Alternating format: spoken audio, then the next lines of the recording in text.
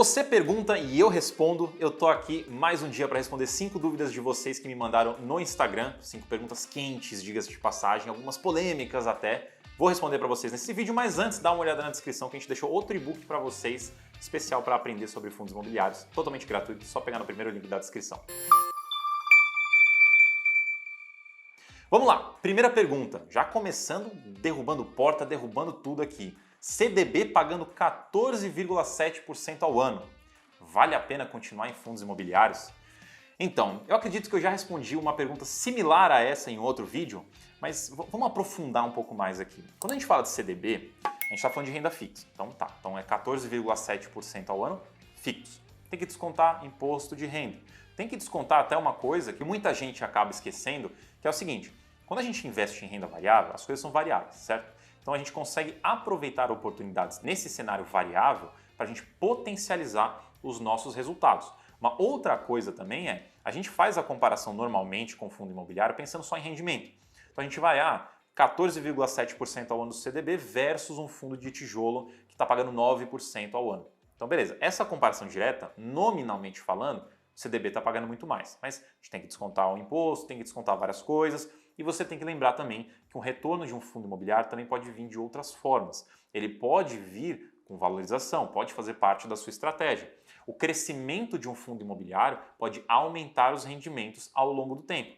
Então esse CDB de 14,7 está travado em 14,7. O rendimento de um fundo imobiliário ele pode crescer ao longo do tempo. E eu não sei qual que é o prazo desse CDB. Se você tiver travado em um CDB de um prazo muito maior, então a conta no fundo imobiliário é diferente também, porque num prazo maior, em tese, a gente consegue também extrair um valor muito maior do fundo imobiliário, principalmente considerando o reinvestimento de rendimentos. Lembra de juros compostos. Nesse CDB não tem juros compostos e faz muita diferença mesmo.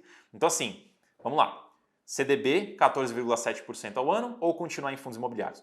Não tem nada de errado em você colocar isso na sua carteira também. O que eu acho que não faz sentido é você colocar numa visão de vou sair de fundos imobiliários para investir em renda fixa. Fazer isso, e normalmente quando a renda fixa está bombando, é você normalmente vender com prejuízo ou vender por valores muito baixos para migrar para renda fixa. E daí quando os fundos imobiliários retomarem a valorização, você vai querer vender a renda fixa ou tirar, resgatar seu dinheiro de renda fixa para colocar em fundos imobiliários, só que eles já vão estar mais valorizados, você vai perder um potencial de ganho.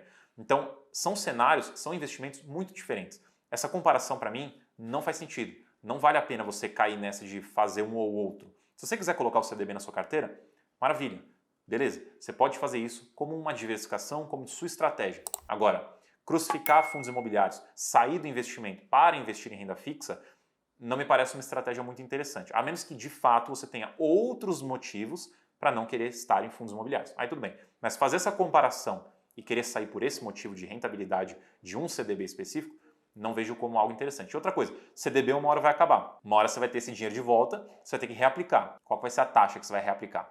Então você não sabe nem qual vai ser o seu novo investimento depois desse CDB. E de novo, a gente não sabe como vai estar o cenário dos fundos imobiliários, mas a princípio, se você investe consistentemente, com disciplina em fundos imobiliários, você vai ter um retorno mais interessante do que renda fixa. Isso, obviamente, conceitualmente falando. Mas vamos aqui para a pergunta número 2. Quais são os principais indicadores de um FOF? O principal é você entender a estratégia do fundo. Não é um indicador numérico, mas é um indicador importante para você avaliar o que o fundo quer fazer e como ele quer fazer. Porque tem FOF que é mais voltado para ganho de capital, tem FOF que é mais voltado para renda. Tem uns que tem um viés levemente mais passivo, apesar de não ser passivo, alguns seguem ou pelo menos usam como referência algum índice, outros não. Alguns querem focar num setor específico, outros querem focar em outro. Então assim, a estratégia é o ponto principal. É por ali que você tem que começar, entender como ele vai chegar naquele objetivo que ele pretende. Aí depois, outro indicador que também não é numérico é a gestão. Você precisa avaliar o quanto boa ou ruim, quanto competente ou não, o quanto eficiente ou não é a gestor.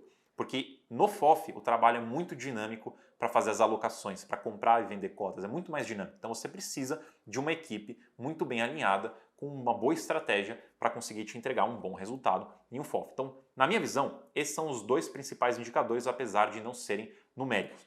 Falando em um numérico, olhar a proporção entre ganho de capital e renda, o quanto o fundo pesa mais para um do que para outro. Isso vai ajudar você a entender um pouco a estratégia. Por quê? Porque se você olhar em 2019, por exemplo, onde o mercado de fundos imobiliários estava bombando, subindo, qualquer coisa que você comprava praticamente subia, você podia vender com lucro. Você ia ver muitos FOFs com uma porcentagem muito alta de ganho de capital. Tinha FOF que chegou a 80% do rendimento dele ser referente a ganho de capital. Só que do momento que o mercado vira para o que ele foi e ainda está, de certa forma, negativo, você vê que não é tão fácil gerar esse ganho de capital. E aqueles FOFs que tinham uma predominância em renda, eles conseguiram manter uns rendimentos mais estáveis. Pode ter caído também, mas mantiveram mais estáveis. Inclusive, muitos fundos daquela época migraram para ter uma predominância em renda. Então, olhar como eles fazem essa proporção de rendimento é super importante. Obviamente, outro indicador é o portfólio, veja os fundos que estão em carteira, é importante você ver quais estão lá dentro, quais são as estratégias para cada um deles, porque cada fundo pode ter um momento de saída diferente ou um objetivo diferente. Falando em preço, preço é importante, não tem como discutir isso daí. Então o PVP é um número interessante para você olhar para fundos de fundos. Então se o PVP estiver ali próximo de 1, então a princípio ele está no valor justo. Se ele estiver muito acima de 1, então quer dizer que ele já está um pouco mais caro. Como os ativos dentro de um FOF são marcados a mercado, então o VP dele, né, o valor patrimonial, acaba sendo bem próximo da realidade. Então você pode usar o PVP com um pouco mais de confiança. Inclusive, até para não me alongar aqui, fazer uma live de 30 minutos sobre FOF, aqui na descrição tem um e-book que eu escrevi sobre fundos de fundos. Então lá tem tudo isso que eu acabei de explicar e mais para você poder analisar, identificar quais são os FOFs que fazem mais sentido para você. É só você pegar aqui no link da descrição. Terceira pergunta, o TORD é híbrido? É de desenvolvimento? Ou ele é um FOF? Se você for olhar aonde ele quer chegar com esses investimentos, ele é um fundo de desenvolvimento.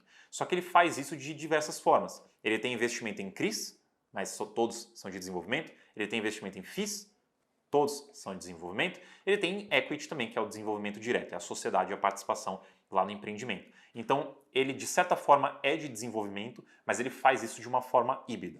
Você pode ver, eu já fiz um vídeo sobre o TORD explicando tudo sobre esse fundo no canal do Professor Baroni, a gente vai deixar aqui em cima. Então se você quiser olhar melhor o portfólio dele, dá uma olhadinha nesse vídeo aí que tem bastante informação. Pergunta número 4. Como avaliar o risco de um CRI? Estudar um CRI, especificamente no detalhe, é muito difícil, é bem complexo e a maioria das pessoas não vai fazer isso ou não faz isso daí. Mas alguns pontos que você consegue fazer através de um relatório gerencial de um fundo de papel. Você quer olhar a exposição desse CRI em relação a quanto do patrimônio do fundo está investindo lá, porque isso traz risco para a operação. Por mais seguro que um CRI seja, se a porcentagem do patrimônio do fundo for muito grande nesse CRI, acaba trazendo um pouco mais de risco, porque se der um problema no CRI, é muito do patrimônio do fundo. Mas tem algumas outras coisinhas para você olhar. O rating, ou seja, a classificação do CRI, também é uma forma de validar se é um CRI com uma saúde de crédito, uma qualidade de crédito maior ou não.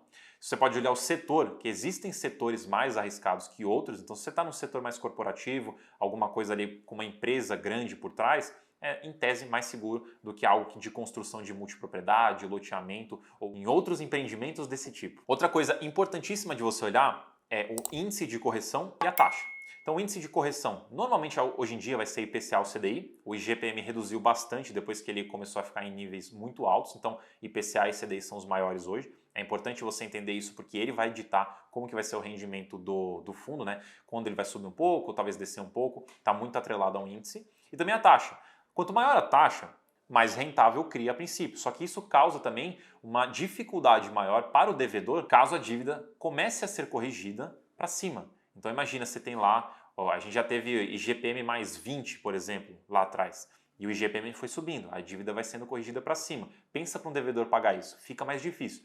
Então quando você tem uma taxa muito alta, apesar de ser a princípio mais rentável, você traz mais risco para a operação, mais risco de ter ali um problema de pagamento. Mais um ponto para a gente não se alongar tanto mais, as garantias. Verifique as garantias, quanto mais garantias, melhor. Quanto mais garantias, mais segura a operação. Então dê uma olhada nas garantias. Agora, se você quiser estudar um CRI no detalhe, você precisa pegar o código do CRI. Tem vários fundos que divulgam esse código. Então você pega o código e pesquisa o CRI específico e pode ler o termo de securitização, só que é um documento longo. É como se fosse um prospecto de emissão, é bem longo, tem vários detalhes, tudo sobre o CRI e você pode estudar ele no detalhe, se você quiser. Quinta pergunta, qual o melhor FII de agro? Não é FIAGRO, é Fundo Imobiliário de Agro. O melhor é relativo, não gosto de falar melhor. Hoje a gente só tem 4 opções de fundos imobiliários que estão investidos no setor de agro, que é o BTAL, que é um agrologística, a gente tem o RZTR, Terras Agrícolas, o BTRA, Terras Agrícolas também, e o QAGR, que também é mais voltado para essa parte de armazenagem e logística. Então a gente só tem esses 4. E qual que é o melhor deles? Não sei, porque tudo vai depender de você. Depende de como você quer montar a sua carteira, qual estratégia você prefere e qual dos fundos se encaixa melhor nos seus quesitos, além de, obviamente, o preço deles fazer aí mais sentido. Então, não existe o melhor. Mas uma coisa que eu queria dizer com essa pergunta também é incentivar que, caso você queira investir nos FIIs de agro, dá uma olhada em FIAGRO também, que é um outro tipo de investimento que surgiu recentemente.